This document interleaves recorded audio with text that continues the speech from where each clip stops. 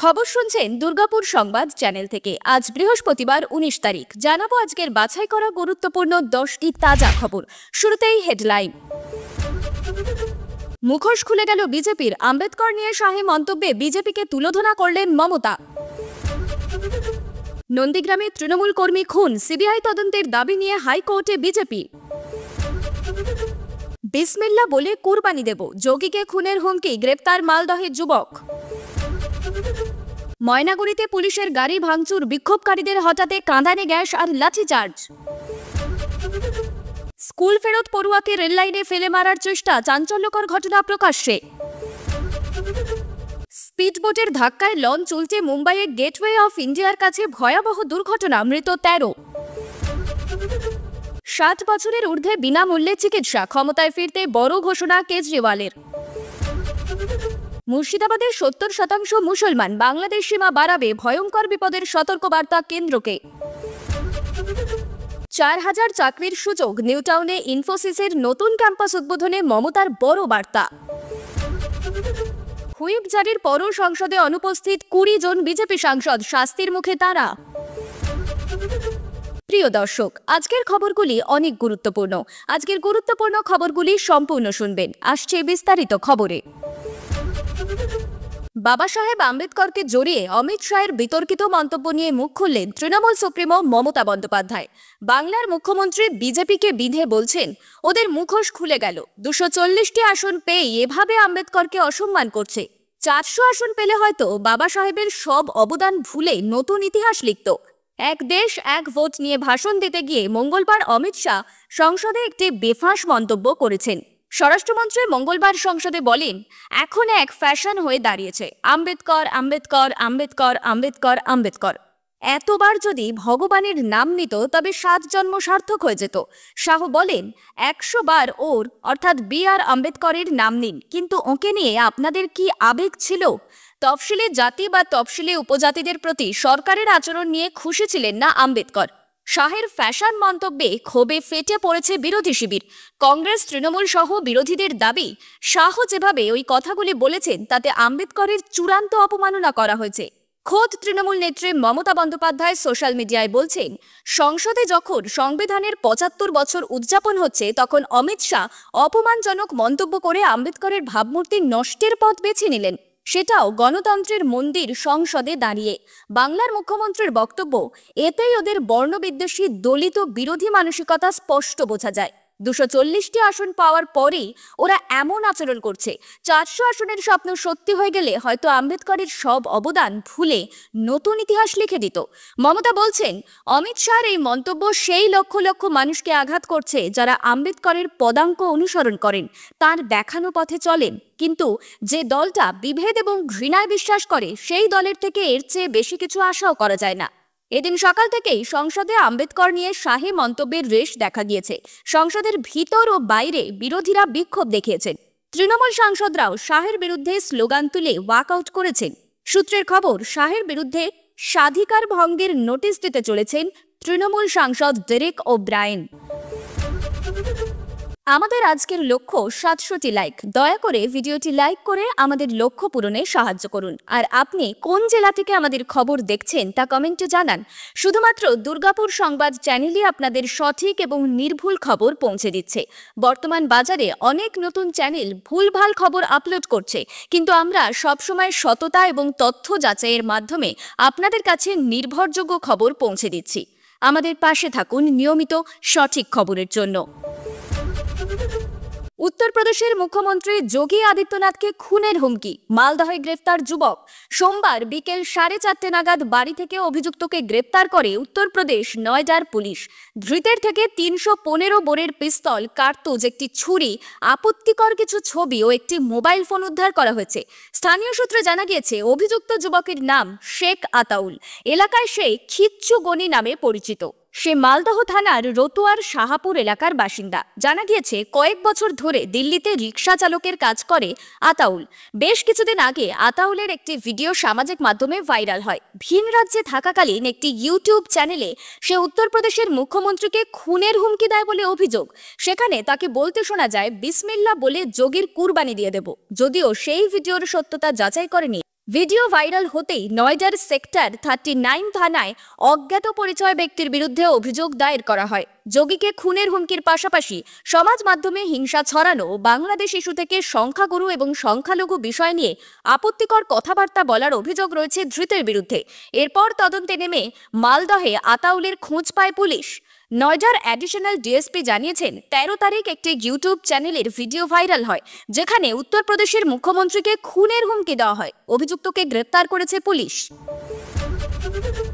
ছাত্রীর শ্লীলতাহানির অভিযোগে রাস্তা অবরোধ জলপাইগুড়ির ময়নাগুড়িতে। সেই অবরোধ তুলতে গিয়েই জনতা পুলিশ খণ্ডযুদ্ধ, পুলিশের গাড়ি ভাঙচুর, বিক্ষোভকারীদের সরাতে কাঁদানে গ্যাসও ছুড়তে হলো। গতকাল বুধবার বেলা থেকেই চরম উত্তেজনা দেখা গেল ময়নাগুড়ির এশিয়ান হাইওয়ে এলাকায়। পুলিশ ও স্থানীয় সূত্রে জানা গিয়েছে, মঙ্গলবার ওই এলাকায় একটি শ্লীলতাহানির অভিযোগ শোনা যায়। তাই নিয়ে রাতেই চাপা উত্তেজনা ছড়ায়।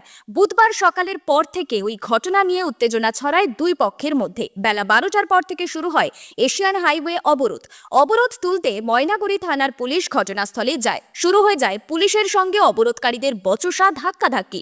ক্রমে উত্তেজনা চরম আকার নেয়। সম্পূর্ণ ক্ষোভ গিয়ে পড়ে পুলিশের উপর। শুরু হয় পুলিশের গাড়ি ভাঙচুর, গাড়ি উল্টেও দেওয়া হয়। ওই পরিস্থিতিতে পুলিশ পিছু হটে। এরপর বিশাল পুলিশ বাহিনী ঘটনাস্থলে যায়। বিক্ষোভকারীদের হঠাতে শুরু হয় লাঠিচার্জ, মুহুর্মুহ কাঁদানে গ্যাসের সেলও ফাটানো হয়। একসময় বিক্ষোভকারীরা পিছু হটে যায়, তবে উত্তেজনা ওই এলাকায় যথেষ্ট পরিমাণেই থাকে। এশিয়ান হাইওয়ে অত্যন্ত গুরুত্বপূর্ণ রাস্তা। ওই ঘটনায় ঘন্টার পর ঘন্টা অবরুদ্ধ থাকে রাস্তা, ফলে বহু গাড়ি আটকে থাকে। পুলিশের দাবি, ওই এলাকায় কোনো শ্লীলতাহানির ঘটনা ঘটেনি, গুজব ছড়ানো হয়েছে। আর তার থেকেই এত বড় ঘটনা। যারা পুলিশের উপর হামলা চালিয়েছে তাদের গ্রেফতার করা হবে, সেই কথাই জানিয়েছেন জলপাইগুড়ির পুলিশ সুপার উমেশ খান্দওয়ালে। এক অষ্টম শ্রেণীর পড়ুয়াকে মারধর করে রেল লাইনে ফেলে দেওয়ার চেষ্টায় চাঞ্চল্য ছড়ালো আসানসোলের শালানপুর থানার রূপনারায়ণপুর ফাঁড়ি এলাকায়। স্থানীয়দের হস্তক্ষেপে উদ্ধার হয় ছাত্র। পাশাপাশি 4 দুষ্কৃতীর মধ্যে 2 জনকে ধরে পুলিশের হাতে তুলে দেন স্থানীয়রা। ঘটনাটি ঘটেছে গত 16ই ডিসেম্বর সোমবার বিকেলে। মঙ্গলবার সন্ধ্যায় গোটা বিষয়টি জানিয়ে রূপনারায়ণপুর ফাঁড়িতে লিখিত অভিযোগ দায়ের করেছেন আক্রান্ত পড়ুয়ার বাবা। জানা গেছে, শালানপুর থানার বাথানবাড়ি এলাকার বাসিন্দা অষ্টম শ্রেণীর পড়ুয়া নবীন লাহা সোমবার বিকেল 4:30 নাগাদ স্কুল ছুটির পর বাড়ি ফিরছিল। অভিযোগ, রূপনারায়ণপুর রেল ব্রিজ পার করে প্রতাপপুর গ্রামের রাস্তায় 4 যুবক হঠাৎ করেই নবীনের ওপর চড়াও হয় ও তাকে মারধর শুরু করে। তাকে বেল্ট দিয়ে মারতে মারতে রেল লাইনের ধারে নিয়ে যাচ্ছিল এই দুষ্কৃতীরা। কিন্তু বিষয়টি নজরে পড়ে যায় স্থানীয়দের। তারা ছুটে গেলে অবস্থা বেগতিক বুঝে পালানোর চেষ্টা করে 4 দুষ্কৃতী, কিন্তু তাদের মধ্যে 2 জনকে ধরে ফেলেন স্থানীয়রা। পাশাপাশি উদ্ধার করেন নবীনকেও। পরে 2 দুষ্কৃতী ও আক্রান্ত পড়ুয়াকে পুলিশের হাতে তুলে দেন এলাকাবাসী। বিষয়টি নিয়ে আক্রান্ত পড়ুয়ার বাবা কাঞ্চন লাহা বলেন, কি কারণে মারধর বা আক্রমণ করা হয়েছে তা জানি না, আমার ছেলেকে প্রাণে মারার চেষ্টা করা হয়েছিল। লিখিত অভিযোগ দায়ের করেছি। শালানপুর থানার পুলিশ জানিয়েছে, পুরো বিষয়টি নিয়ে ইতিমধ্যে তদন্ত শুরু হয়েছে। মুম্বাইয়ে গেটওয়ে অফ ইন্ডিয়ার কাছে লঞ্চ ডুবি, দুর্ঘটনায় মৃত্যু হয়েছে 13 জনের। নৌসেনার একটি স্পিড বোট নিয়ন্ত্রণ হারিয়ে লঞ্চে ধাক্কা মারে। এর ফলে 110 জন যাত্রী সহ লঞ্চটি জলে ডুবে যায় বলেই জানা গিয়েছে। লঞ্চের যাত্রী সংখ্যা নিয়ে ধন্দ রয়েছে, চলছে উদ্ধার কাজ। ইতিমধ্যে 99 জন যাত্রীকে উদ্ধার করা হয়েছে। তাদের মধ্যে বেশ কয়েকজন গুরুতর আহত বলে জানা গিয়েছে। স্থানীয় সূত্রে দাবি, এখনও 7 থেকে 8 জন যাত্রী নিখোঁজ। বুধবার গেটওয়ে অফ ইন্ডিয়া সংলগ্ন ফেরিঘাট থেকে এলিফ্যান্টা গুহা যাওয়ার সময় দুর্ঘটনাটি ঘটে। দুর্ঘটনার একটি ভিডিও ভাইরাল হয়েছে সামাজিক মাধ্যমে। সেখানে দেখা গিয়েছে, তীব্র গতিতে ছুটে আসা স্পিডবোট নিয়ন্ত্রণ হারিয়ে ধাক্কা মারছে লঞ্চে। এরপরেই কাত হয়ে জলে ডুবে যায় সেটি। নৌসেনা সূত্রে জানা গিয়েছে, স্পিডবোটের ইঞ্জিনে গোলমালের জেরেই দুর্ঘটনাটি ঘটেছে। এদিকে মুম্বাই পৌর নিগম জানিয়েছে, আশঙ্কাজনক 5 যাত্রীকে হাসপাতালে নিয়ে যাওয়া হয়েছে। কি কারণে দুর্ঘটনা তা এখনও স্পষ্ট নয়। স্থানীয় মাছ ধরার লঞ্চ, নৌসেনার 11টি বোট এবং উপকূলরক্ষী বাহিনীর সাহায্যেই দুর্ঘটনাগ্রস্ত লঞ্চ থেকে যাত্রীদের উদ্ধার কাজ শুরু হয়। পরে 4টি হেলিকপ্টারও উদ্ধার কাজে যোগ দিয়েছে বলেই জানা গিয়েছে। আরব সাগরের বুকে এলিফ্যান্টা দ্বীপে রয়েছে একাধিক পাহাড়ি গুহা, যা মুম্বাইয়ের অন্যতম জনপ্রিয় পর্যটনস্থল। অন্যদিকে গেটওয়ে অফ ইন্ডিয়াতে প্রতিদিন ভিড় করেন মুম্বাই ঘুরতে আসা অসংখ্য মানুষ। এছাড়া স্থানীয়রাও কর্মসূত্রে গেটওয়ে অফ ইন্ডিয়ার কাছাকাছি ফেরিঘাট থেকেই লঞ্চে চেপে এলিফ্যান্টা দ্বীপে যান। এদিন সেরকম একটি লঞ্চেই দুর্ঘটনাটি ঘটে যায়। তিনি বলেছিলেন প্রতিশ্রুতি পূরণ করবেন। নিজের নির্বাচনী ইস্তাহারে তিনি জানালেন 60 বছরের ঊর্ধ্বে দিল্লির বাসিন্দাদের বিনামূল্যে চিকিৎসা দেওয়া হবে। দিল্লির বিধানসভা নির্বাচনের আগে এমনটাই দাবি করলেন দিল্লির ছেলে তথা আম আদমি পার্টির সুপ্রিমো অরবিন্দ কেজরিওয়াল। ইতিমধ্যেই দিল্লি বিধানসভায় মোট 70 জনের প্রার্থীর নাম প্রকাশ করেছে আম আদমি পার্টি। নয়া দিল্লি বিধানসভা কেন্দ্র থেকে লড়বেন অরবিন্দ নিজে। কালাকাজি এলাকা থেকে প্রার্থী হিসাবে দাঁড়িয়েছেন মুখ্যমন্ত্রী আতিশি। ইতিমধ্যেই বহু প্রতীক্ষিত ভোট নিয়ে এই সপ্তাহে বৈঠক বসতে চলেছে জাতীয় নির্বাচন কমিশন। সংবাদ মাধ্যম সূত্রের খবর, এই বৈঠকের পরেই সম্ভবত দিল্লি ভোটের দিনক্ষণ ঘোষণা করবেন নির্বাচন কমিশন। এর আগেই অরবিন্দ ঘোষণা করেছিলেন যদি তাদের দল ক্ষমতায় ফেরে তাহলে সরকারের পক্ষ থেকে মুখ্যমন্ত্রী মহিলা সম্মান যোজনা 1000 টাকা থেকে 2100 টাকা করা হবে। 2020 সালে বিধানসভা নির্বাচনে 70টি আসনে 62টি আসন পেয়েছিল কেজরিওয়ালের আপ। আগামী বছরেও ভালো ফল হবে বলে আশা করছেন কেজরিওয়াল। সোমবার বদরপুর বিধানসভা এলাকায় একটি পদযাত্রায় অংশ নিয়ে কেজরিওয়াল জানান এই এলাকার 60% মহিলাই আসন্ন নির্বাচনে আপকেই ভোট দিতে প্রস্তুত। বাকি 40% মহিলাদেরও আম আদমি পার্টিকেই বেছে নিতে আর্জি জানান তিনি। পরিস্থিতি যেদিকে এগোচ্ছে যে কোনো দিন বাংলাদেশ মুর্শিদাবাদ দাবি করতে পারে। ভয়ঙ্কর বিপদের দিন আসছে, বিস্ফোরক দাবি করলেন কংগ্রেস নেতা অধীর চৌধুরী। সাংবাদিক বৈঠক করে অধীর বলেন ঘৃণ্য চক্রান্ত করছে বাংলাদেশের মৌলবাদ পাকিস্তান চীন সঙ্গে। দেখে হয়তো মনে হচ্ছে একটা ছোট্ট জায়গা চিন্ময় কৃষ্ণ দাসের, কিন্তু আদতে তা নয়, এটা প্রতীকী। এই বাংলাদেশ ভারতের জন্য বড় বিপদের কারণ। বাংলাদেশ যেভাবে এগোচ্ছে তাতে অধীর মনে করছেন আগামী দিনে তো বলতে পারে মুর্শিদাবাদের 70% মুসলমান আওয়াজ উঠাচ্ছে। ভারত পাকিস্তান যখন স্বাধীন হয়েছিল দুদিন পর মুর্শিদাবাদ স্বাধীন হয়েছিল। বাংলাদেশের অতিরিক্ত অংশ এই দাবি আসবেই আসবে, অন্য যুক্তিতে দাবি করবে। বাংলাদেশের তরফ থেকে বাংলায় মৌলবাদীদের প্রভাব প্রতিপত্তি বাড়বে। বাংলাদেশে হিন্দু নির্যাতনের তীব্র নিন্দা করেন তিনি। পরিস্থিতি দিনের পর দিন খারাপের দিকে এগোচ্ছে। সেক্ষেত্রে এই পরিস্থিতির বিরুদ্ধে রুখে দাঁড়াতে কেন্দ্র রাজ্য দুই সরকারকেই চরম তৎপর হতে হবে বলেই মনে করেন তিনি। অধীর বলেন ঠুনকো রাজনীতি করলে পশ্চিমবঙ্গ শেষ হয়ে যাবে। সংসদেও একথা অনেকবার বলেছি। ভারতবর্ষের নেতা বিপদের কারণ হয়ে দাঁড়াবে বাংলাদেশে। ভারত বাংলার সরকার রাজনীতি ছেড়ে মানুষের কথা ভাবুন। ভয়ঙ্কর বিপদের দিন আসছে। বাংলাদেশে যেভাবে পপুলেশন বাড়ছে তাতে এই আশঙ্কা প্রবল। বাংলাদেশের উদ্ভূত পরিস্থিতির প্রেক্ষিতেই তিনি বলেন দেখে হয়তো মনে হচ্ছে একটা ছোট্ট জায়গা চিন্ময় কৃষ্ণ দাসের, কিন্তু আদতে তা নয়, এটা প্রতীকী। এই বাংলাদেশ ভারতের জন্য বড় বিপদের কারণ। ওরা চাইবে এক্সটেন্ডেড বাংলাদেশ, ভূগোলের এলাকা বাড়াতে চাইছে। আগামী দিনে বাংলাদেশ এই কাজটা করবে। মুর্শিদাবাদ দাবি করবে, মালদহ দাবি করবে। সমবায় ভোট পরবর্তী হিংসায় নন্দীগ্রামে তৃণমূল কর্মী খুনের ঘটনায় সিবিআই তদন্তের আবেদন করে কলকাতা হাইকোর্টের দ্বারস্থ বিজেপি। এই মামলার কেস ডায়েরি তলব করেন বিচারপতি তীর্থঙ্কর ঘোষ। আগামী সোমবার মামলার পরবর্তী শুনানির সম্ভাবনা। রবিবার Tamluk cooperative agriculture and rural development ব্যাংকের ভোট ছিল। এই কোঅপারেটিভ ব্যাংকের ভোটে হলদিয়া, সুতাহাটা, মহিষাদল, ময়না, তমলুক, চণ্ডীপুর সহ মোট 12টি শাখায় 69টি আসনে ভোট হয়েছিল। তার মধ্যে 56টি আসনে জয়ী হয়ে তৃণমূল নিরঙ্কুশভাবে বোর্ড গঠন করেন। শুধুমাত্র নন্দীগ্রাম এবং 2 নম্বর ব্লকে বিজেপি 13টি আসনে জয়ী হয়। ওই রাতেই খুন হন তৃণমূল কর্মী বিষ্ণুপদ মণ্ডল। অভিযোগ নন্দীগ্রাম 1 নম্বর ব্লকের 7 নম্বর জলপাই গ্রামে বিজেপি কর্মীদের সশস্ত্র বাহিনী চড়াও হয় তার বাড়িতে। গোজালি দিতেই তৃণমূল কর্মীকে কোপানো হয় বলে অভিযোগ। বেধড়ক মারধর করা হয় তৃণমূল কর্মীর দাদা গুরুপদ মণ্ডলকেও। এই ঘটনায় নন্দীগ্রাম থানার 2টি এফআইআর দায়ের করা হয়। তদন্তে নেমে পুলিশ 4 জনকে গ্রেফতার করে।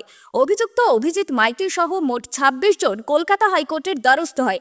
একই ঘটনায় কিভাবে 2টি এফআইআর দায়ের হলো তা আইন বিরুদ্ধ বলেই দাবি করেন অভিযুক্ত অভিজিৎ মাইতির আইনজীবী।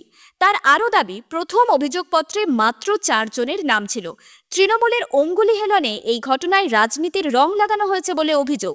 সে কারণে আরও অন্তত 26 জনের নাম যুক্ত করা হয়েছে বলেই দাবি আইনজীবীর। আর সেই কারণেই পুলিশে আস্থা নেই বিজেপির। সিবিআই তদন্তের দাবিতে আদালতে গেরুয়া শিবির। নিউটাউনে ইনফোসিসের নতুন ক্যাম্পাস উদ্বোধন করলেন মুখ্যমন্ত্রী মমতা বন্দ্যোপাধ্যায়। বললেন আমাদের ইচ্ছা ছিল ইনফোসিক আসুক, আমাদের স্বপ্ন পূরণ করলেন। বছর শেষে বিনিয়োগ, রাজ্যে নতুন চাকরির সুযোগ। নিউটাউনের হাতিশালায় প্রায় 17 একর জমিতে এবার নতুন ক্যাম্পাস তৈরি করল ইনফোসিস।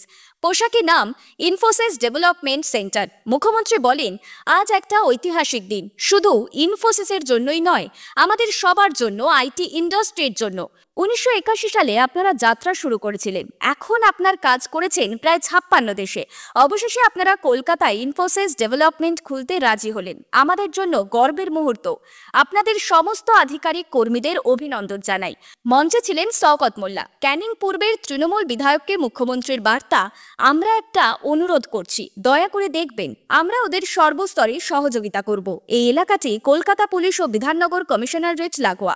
সীমান্ত এলাকা, দুজনের মধ্যে যেন ঠিকঠাক সমন্বয় থাকে। দয়া করে দেখবেন, কোনো গন্ডগোল যেন না হয়, তারা যেন শান্তি ও স্বচ্ছন্দে কাজ করতে পারে। মুখ্যমন্ত্রীর কথায়, এটা রাজারহাট নিউটাউন এলাকা, এখানে কত বিশ্ববিদ্যালয় রয়েছে।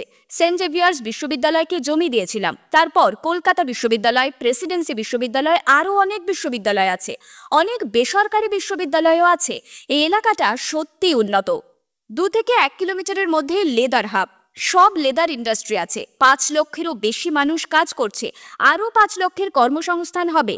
আমি খুশি যে আপনারা বলেছেন 4000-এর বেশি লোক এখানে কাজ করবে, এটা খুব ভালো সিদ্ধান্ত। মুখ্যমন্ত্রী বলেন, যখন ক্ষমতায় এসেছিলাম তখন কোনো সুযোগ ছিল না, কিন্তু এখন অবশ্যই আপনার বড় আইকন, তাই আমি এখানে এসেছি। আমার কাছে গর্বের, কিন্তু অন্য কোম্পানিগুলিও, যেমন টিসিএস, কনজিনেন্ট, IBM, এরিকসন, টেক মাহিন্দার, তারাও আছে। মঙ্গলবার লোকসভায় কেন্দ্রীয় আইন প্রতিমন্ত্রী অর্জুন রাম মেঘওয়াল পেশ করেন বহু প্রতীক্ষিত এক দেশ এক ভোট বিল। দুপুর 12টায় নির্ধারিত সময় অনুযায়ী বিলটি পেশ করার আগে এক দফা ভোটাভুটি হয়। গুরুত্বপূর্ণ এই দিনের জন্য বিজেপির পক্ষ থেকে সব সাংসদদের সংসদে উপস্থিত থাকার জন্য হুইপ জারি করা হয়েছিল। তবে নির্দেশ অমান্য করে অনুপস্থিত ছিলেন বিজেপির 20 জন সাংসদ ও মন্ত্রী। বিজেপির অনুপস্থিত সাংসদদের মধ্যে ছিলেন কেন্দ্রীয় মন্ত্রী নীতিন গডকরি, গিরিরাজ সিং, জ্যোতিরাদিত্য সিন্ধিয়ার মতন হেভিওয়েট নেতারা। পশ্চিমবঙ্গ থেকে অনুপস্থিত ছিলেন সাংসদ অভিজিৎ গঙ্গোপাধ্যায়, শান্তনু ঠাকুর ও জগন্নাথ সরকার। দলের নির্দেশ লঙ্ঘন করায় গেরুয়া শিবিরে দেখা দিয়েছে ক্ষোভ। সূত্রের খবর, অনুপস্থিত সাংসদদের শোকজ নোটিশ পাঠানো হবে এবং যথাযথ কারণ না জানালে শাস্তির মুখে পড়তে পারেন তারা। বিলটি পেশ করার সময় লোকসভায় শুরু হয় তুমুল বিতর্ক। ইন্ডিয়া জোটের সাংসদরা বিলের বিরোধিতায় সরব হন। কংগ্রেস সাংসদ মনীষ তিওয়ারি অভিযোগ করেন, এই বিল গণতন্ত্রের মূল ভাবনার পরিপন্থী। সপা সাংসদ ধর্মেন্দ্র যাদব বলেন, যারা একসঙ্গে 8টি রাজ্যের নির্বাচন করাতে পারে না, তারা কিভাবে গোটা দেশে একযোগে ভোট করার কথা বলে। তৃণমূল সাংসদ কল্যাণ বন্দ্যোপাধ্যায় এই বিলকে আক্রমণ করে বিজেপিকে নিশানা করেন। যদিও 20 জন সাংসদ অনুপস্থিত থাকলেও শাসক দলের জন্য বিল পেশে বিশেষ কোনো বাধা তৈরি হয়নি। পক্ষে ভোট পড়ে 269টি এবং বিপক্ষে 198টি। তবে বিলটি সংসদে পাশ করানোর পরিবর্তে তা পাঠানো হয়েছে যৌথ সংসদীয় কমিটিতে।